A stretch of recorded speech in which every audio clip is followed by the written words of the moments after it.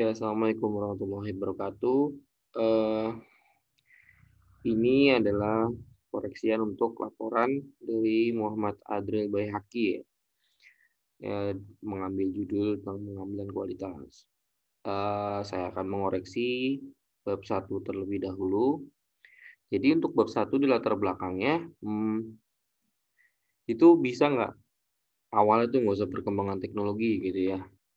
Coba cari awal yang lain yang lebih baik gitu. Karena menurut saya dengan kamu diawali perkembangan teknologi itu eh, sedikit kurang relate gitu dengan dihubungkan dengan terbentuknya perusahaan baru yang bentuknya PT, CV, UKM dan lain-lain gitu ya.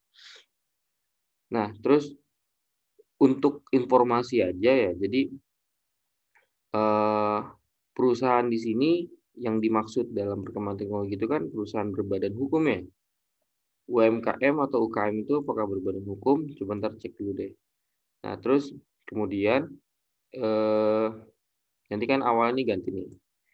Nggak ada dari perkembangan teknologi. Coba ganti sudut pandang lain. Misalkan dari sudut pandang kamu mengambil langsung dari kualitas, gitu ya. Dari kualitas, kemudian nanti dijelaskan kualitas itu apa, gitu ya. Dari sisi definisi menurut kamu atau menurut ahli, kemudian nanti produk yang berkualitas itu seperti apa, gitu ya. Nah, kemudian masalah dari kualitas itu apa? Masalah kualitas kan biasanya adalah tidak terpenuhinya keinginan pelanggan ya, sehingga produk itu dikategorikan tidak berkualitas. Padahal mungkin berkualitas, tetapi jikalau karena mayoritas pelanggan tidak suka dengan produk itu, maka bisa dikategorikan produk itu tidak berkualitas. Jadi produk berkualitas itu bukan hanya produk cacat gitu ya. Bisa aja produk yang tidak cacat tapi tidak berguna untuk masyarakat atau tidak digunakan oleh masyarakat itu juga termasuk produk tidak berkualitas gitu ya, yang tidak ada gunanya gitu. Nah, mulai dari bahasan kualitas. Kemudian nanti setelah bahasan kualitas selesai, dengan masalah-masalahnya, kemudian kamu bahas nanti pengendalian kualitas, gitu ya. Pengendalian kualitas, nah di pengendalian kualitas itu kan berarti udah masuk metode-metode ya, atau cara-cara dalam bagaimana kita bisa eh, mengatur gitu ya, eh, hasil produksi gitu ya terhadap cacatnya, yang mana nanti bisa menekan benar di paragraf 2 kamu bilang menekan cacat itu benar. Jadi pengendalian kualitas itu bukan untuk menghilangkan cacat tapi untuk menurunkan tingkat cacat gitu ya dari suatu produk gitu ya. Ini cacat juga bukan pakai D ya, pakai T cacat gitu ya. Nah, terus eh, di sini ya pokoknya kan nanti dirubah dari awal, berarti otomatis ini juga dirubah paragraf kedua gitu ya. Dibuat lagi. Nah, saran saya jika kamu mau mengutip suatu definisi gitu itu boleh dari jurnal, dari itu boleh sangat bagus. Nah, terus jika memang kamu mau memasukkan data gitu ya, itu lebih baik. Contohnya misalkan di dalam pengendalian kualitas kamu bisa mendapatkan data produk cacat tahunan di suatu perusahaan itu berapa gitu ya. Berapa jumlahnya gitu. Itu berapa persen dari hasil produksi. Nah, di situ jadi sebagai acuan untuk kamu menggunakan apa namanya pengendalian kualitas gitu ya, dengan metode-metodenya seperti itu. Nah, setelah itu baru kamu bahas tentang UKM-nya. Nah, UKM-nya ini kalau mau menjelaskan tentang profil UKM gitu ya, ini nggak usah terlalu panjang seperti ini. Ini kepanjangan menurut saya. Jadi UKM Kerupuk Doa Ibu adalah suatu UKM yang bergerak dalam produksi makanan atau langsung aja yang memproduksi kerupuk gitu ya. Kerupuk apa namanya? Itu kerupuk putih kan, gitu. Jadi eh, profil perusahaan di dalam latar belakang tuh nggak usah panjang-panjang, gitu. Ini kan udah dijelaskan nanti dalam pembatasan masalah dan juga di bab 3 gitu kan ya, untuk lengkapnya. Jadi sesingkat mungkin tapi dapat menggambarkan UKM tersebut.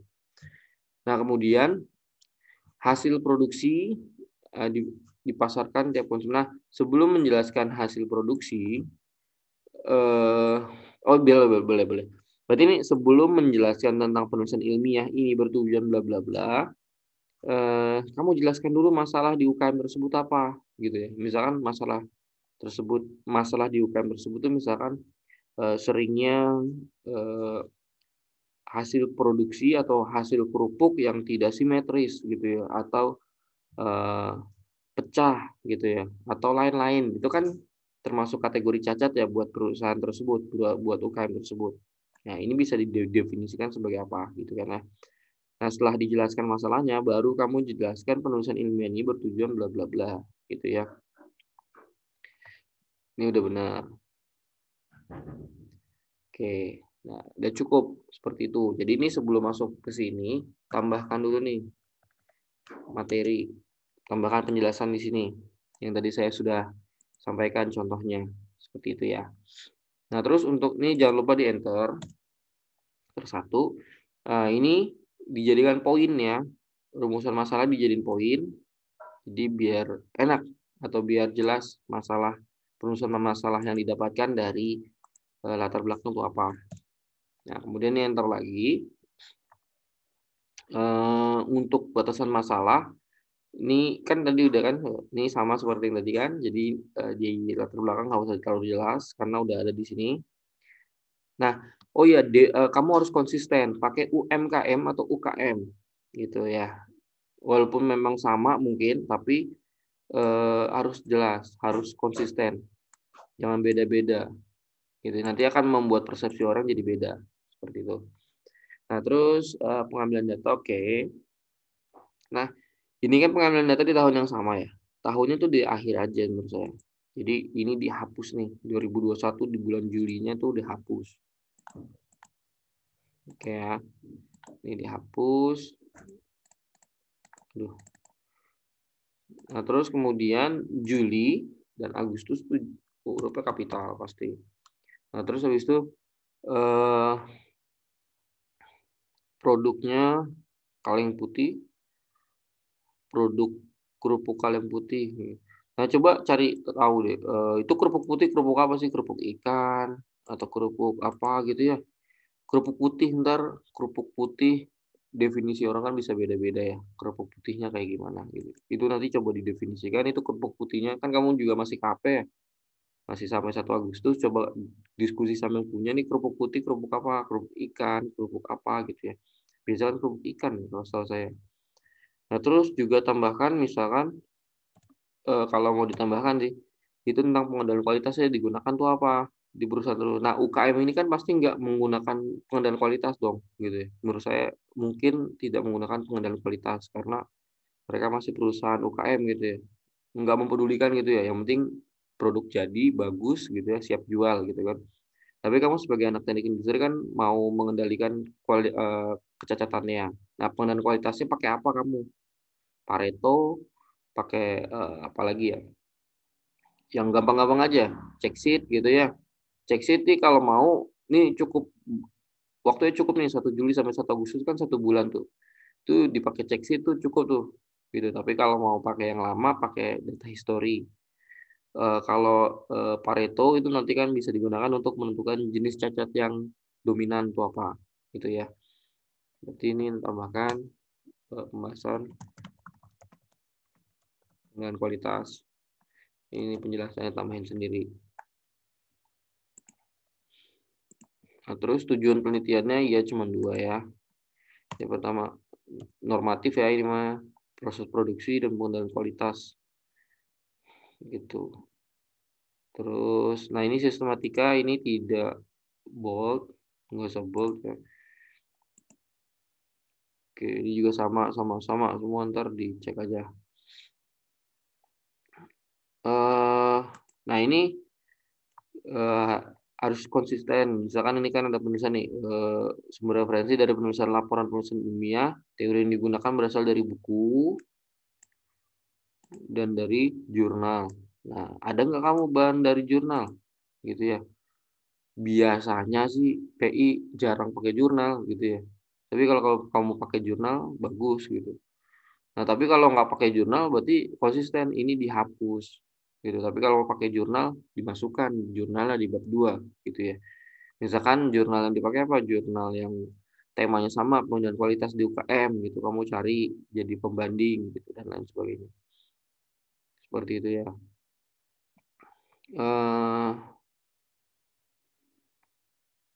Bab 4 bukannya penutup ya?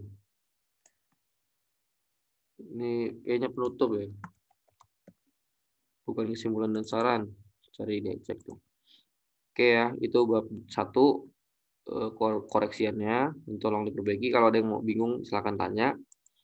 Terus di bab 2 itu lebih ke typo ya. Ini lebih spasinya. Ini spasi ini.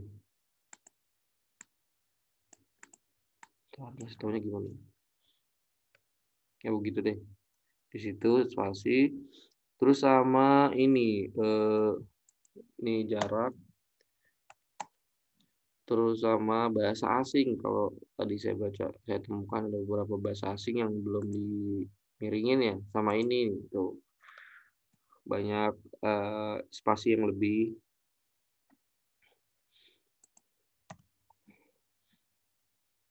Oke.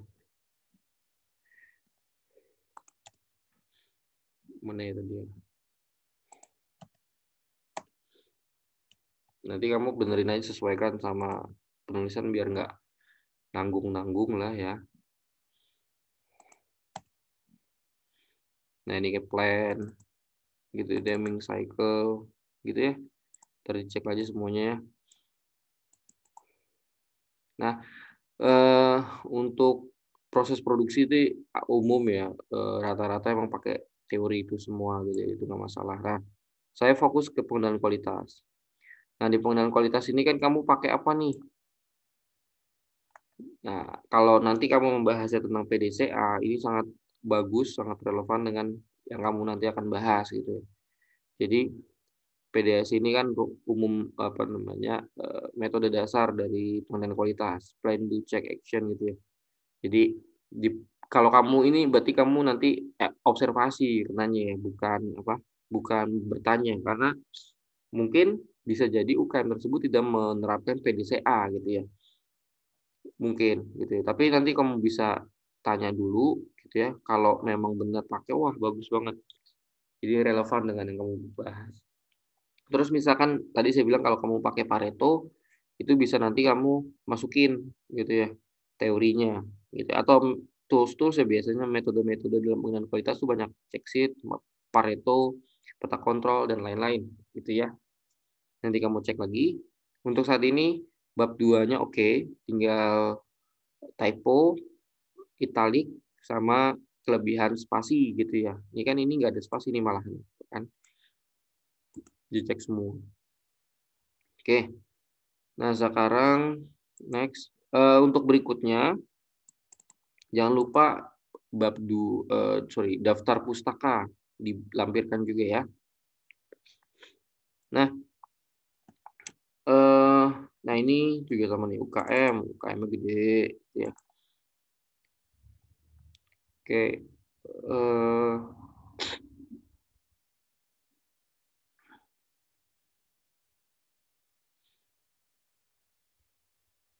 Nah, ini juga konsisten. Jadi pakai UKM atau perusahaan gitu ya. Jadi perusahaan itu kan gambaran orang, itu bukan UKM gitu ya. Bisa walaupun perusahaan itu umum gitu ya, tapi karena kamu udah pakai UKM, coba konsisten pakai UKM. Kalau pakai UMKM, konsisten pakai UMKM. Jadi biar lebih memframing orang yang baca bahwa ini adalah perusahaan UKM atau UMKM gitu. Jadi biar lebih ini aja. Nah, ini lebih banyak lagi typonya ya. Jadi typonya lebih ke huruf kapital, konsistensi penggunaan kata gitu ya.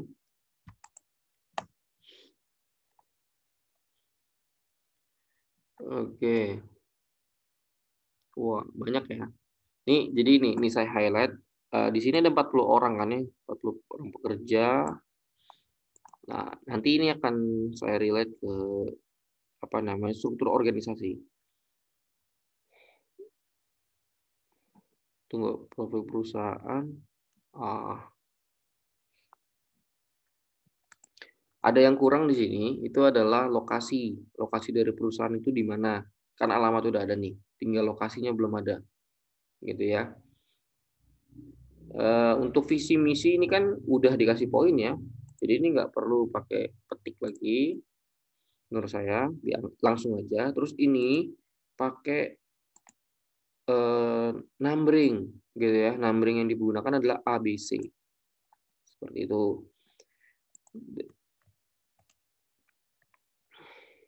Wah, ini gambarnya, ini penjelasan logo ya. Oke, penjelasan logo ya. Mungkin yang kamu dapat dari wawancara. Nah, ini struktur organisasi ya. Jadi kan banyak banget karyawan ya. Nah, kenapa struktur organisasi cuma segini? Direktur, manajemen produksi, manajemen keuangan. Nah, 40 orang karyawan itu taruh mana dalam struktur organisasi? Nah, itu tolong dimasukin juga. Tadi kan kamu bahas itu struktur organisasi ada 40 terdiri dari 15 orang yang bertugas di bagian produksi dan 29 orang sebagai pekerja untuk mendistribusikan kerupuk itu ke warung-warung, gitu kan? Nah, itu juga dimasukkan dalam struktur organisasi dong, gitu ya. Untuk memperjelas bahwa ini UKM udah gede loh, gitu. Seperti itu ya. Terus apa lagi ya? Ya gue gini deh. Nah, terus untuk mengkonfirmasi nih, produk yang dihasilkan emang fokus ke kerupuk putih gitu ya, kerupuk putih aja. Eh, Kalau memang cuma satu ya ini sudah tepat gitu. Tapi kalau memang nanti ada lebih dari satu bisa ditambahkan. Seperti itu ya. Baihaqi manggilnya siapa nih? Adril ya. Adril seperti itu koreksian dari apa namanya? Untuk koreksian dari laporan PI kamu nanti tolong diperbaiki. Jika ada yang memang ingin ditanyakan silakan ditanyakan. Oke, terima kasih. Saya tutup. Assalamualaikum warahmatullahi wabarakatuh.